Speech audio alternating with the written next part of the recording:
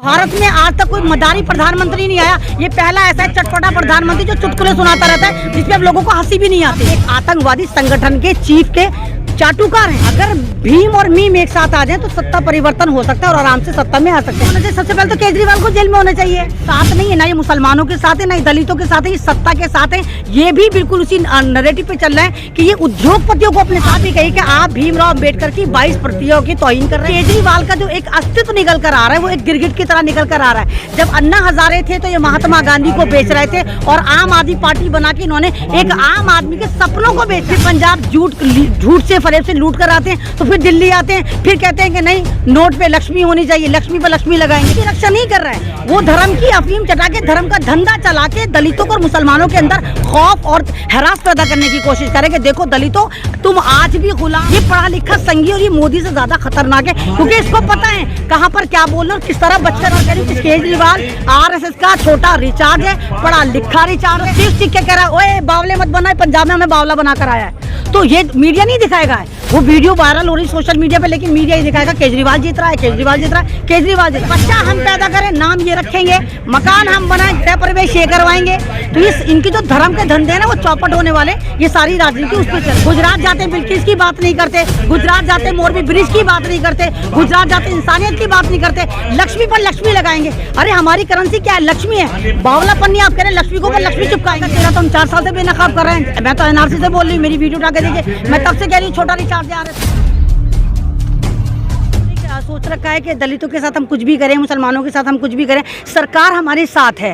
लेकिन वो लोग ये नहीं जानते कि अगर तमाम के तमाम दलित और तमाम के तमाम मुसलमान एक ही प्लेटफॉर्म पर आ जाते तो हमें ज़रूरत नहीं है किसी और नेता की, किसी और पार्टी की।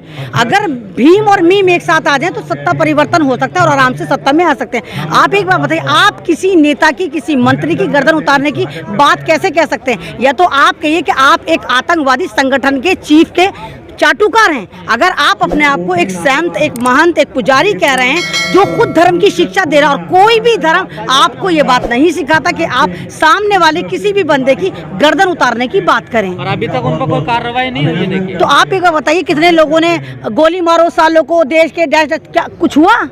कभी आज तक कार्रवाई हुई? जब भी अगर आप मुसलमानों के विरुद्ध बोलते हैं, आप दलितों के विरुद्ध बोलते हैं, तो आप पर कार्रवाई नहीं होती। हाँ, अगर कोई दलित कहेगा मुझे इंसाफ दो, कोई मुसलमान कहेगा आपको हमें इंसाफ दो, तो UAPA लगा के लोग आपको जेल में जरूर भेज देंगे, लेकिन आपको इंसाफ नहीं देंगे।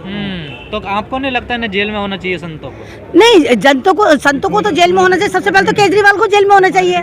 जो केजरीवाल 22 प्रतिज्ञा को कह रहा है कि हिंदू धर्म का अपमान करो और माफी मांगो, तो वहां पर मुझे कहीं ना कहीं लगता है कि शायद राजेंद्र पाल गौतम साहब, इन्होंने भी गलती करी, इनको माफी नहीं मांगनी चाहिए थी। या तो आप ही कहिए कि आप भीमराव अम्बेडकर की 22 प्रतिज्ञाओं की तौहीन कर रहे हैं, आपने माफी क्यों मांगी? नहीं माफी मांगनी चाहिए थी। ना मालूम कौन सा प्रेशर था जो माफी मांगे, क्योंकि केजरीवाल का जो एक अस्तित्व निकल कर आ रहा है वो एक गिरगिट की तरह निकल कर आ रहा है। जब अन्ना हजारे थे तो ये महात्मा गांधी को बेच रहे थे और आम आदमी पार्टी बना के इन्होंने एक आम आदमी के सपनों को बेचा।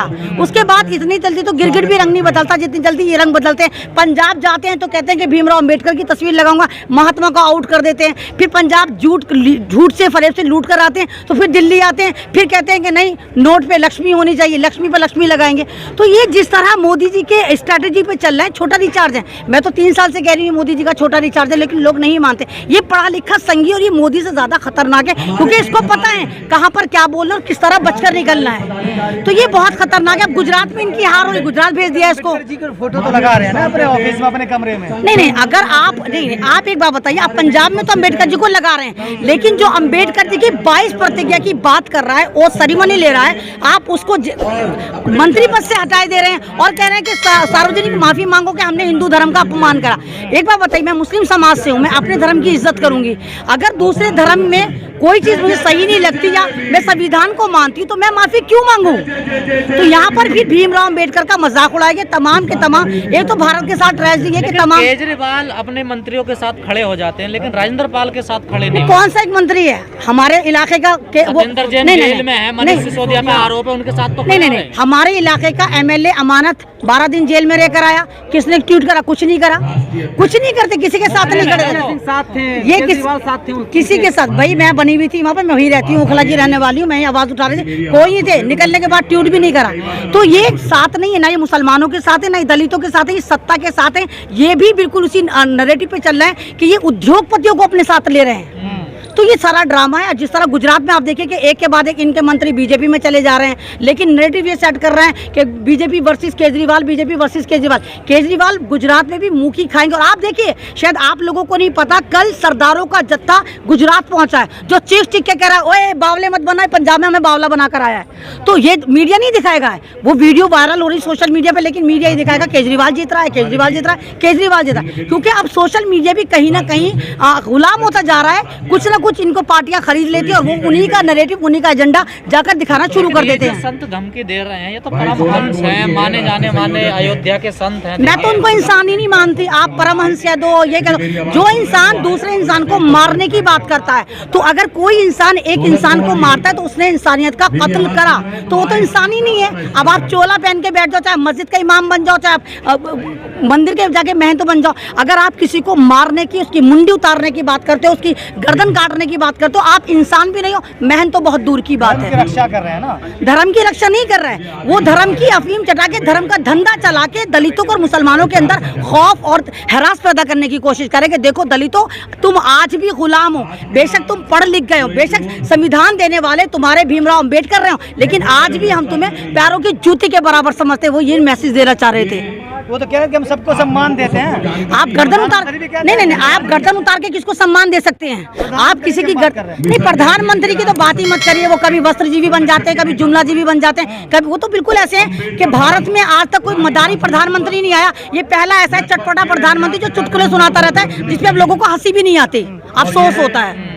कह रहे हमारे देवी देवताओं का अपमान किया राजेंद्र पाल गौतम ने। नहीं, राजेंद्र पाल गौतम ने क्या कहा? उन्होंने कहा कि हम बाबा साहब अंबेडकर की 22 प्रतिज्ञाओं की शपथ लेते हैं। वहाँ देवी देवताओं का अपमान कहाँ गया? भीमराव अंबेडकर ने आपको निकाला, आपको पढ़ना सिखाया, आपको पहनना सिखाया, आपके खाने के लिए फाइट करी, तो वो उन्होंने कौन सा धर्म अपनाया था? बौद्ध धर्म अपनाया था। अगर वो बौद्ध धर्म की तरफ दलित लोग जा रहे हैं तो ये कौन होते हैं आपको? अगर हम भारत संविधान से चलता तो मेरा संविधान मुझे इस बात की इजाजत देता है, मैं जिस मर्जी धर्म को जाकर अपनाऊं, जिस मर्जी धर्म को जाकर त्यागी हूं। तो ये कौन लोग होते? क्योंकि इनको पता है कि इनका धंधा चौपट होने वाला है। भाई बच्चा हम पैदा करें, नाम ये रखेंगे, मकान हम बनाएं, गृह प्रवेश ये करवाएंगे, तो इस इनकी जो धर्म के धंधे हैं ना, वो चौपट होने वाले। ये सारी राजनीति उस पर चल रही है। लेकिन केजरीवाल क्यों नहीं खड़े हो रहे? उनके एक नेता को धमकी दी जा रही है उनके साथ। केजरीवाल तो किसी के साथ भी नहीं खड़े होंगे। केजरीवाल धन के साथ खड़े होंगे, लक्ष्मी के साथ खड़े होंगे।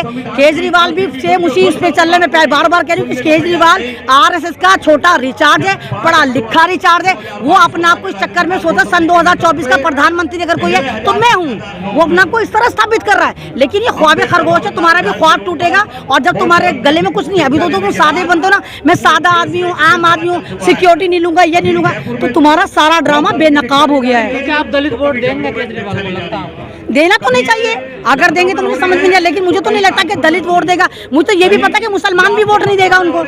अब मुसलमान भी छिटक चुके हैं उनसे। गुजरात जाते बिल्किस की बात नहीं करते, गुजरात जाते मोरबी ब्रिज की बात नहीं करते, गुजरात जाते इंसानियत की बात नहीं करते, लक्ष्मी पर लक्ष्मी लगाएंगे। अरे हमारी करेंसी क्या है? लक्ष्मी है। बावलापन नहीं आप कह रहे, लक्ष्मी को ऊपर लक्ष्मी चिपकाएंगे आप।